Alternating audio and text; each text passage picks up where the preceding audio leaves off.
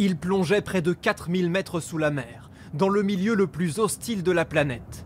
Pourtant, ce submersible était quasi artisanal, non homologué et avait déjà suscité de nombreuses alertes.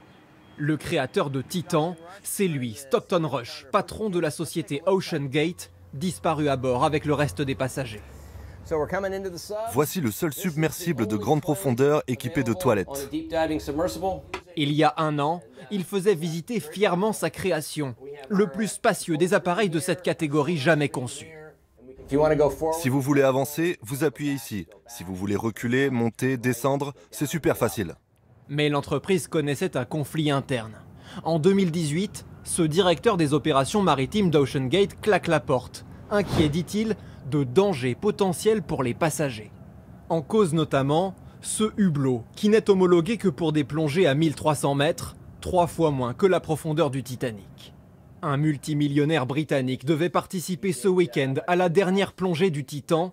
Il a changé d'avis à cause de la conception de l'appareil. Ils utilisaient de vieux poteaux d'échafaudage pour le lest du submersible. C'est le genre de choses que vous faites pour traverser une rivière avec 2 bouts de ficelle. Mais je ne m'attendais pas du tout à ça pour un vaisseau commercial censé descendre plusieurs fois à de grandes profondeurs. Alors je me suis retiré.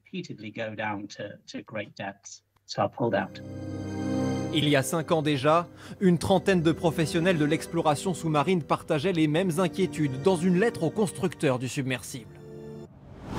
Nous craignons que l'approche expérimentale adoptée par OceanGate mène à des conséquences négatives, de mineures à catastrophiques.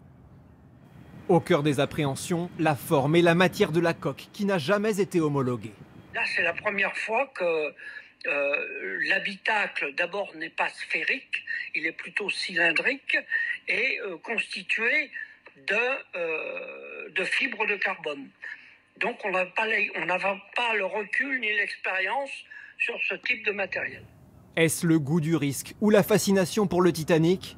Malgré toutes ces alertes, 28 personnes ont visité l'épave à bord du submersible controversé l'an dernier.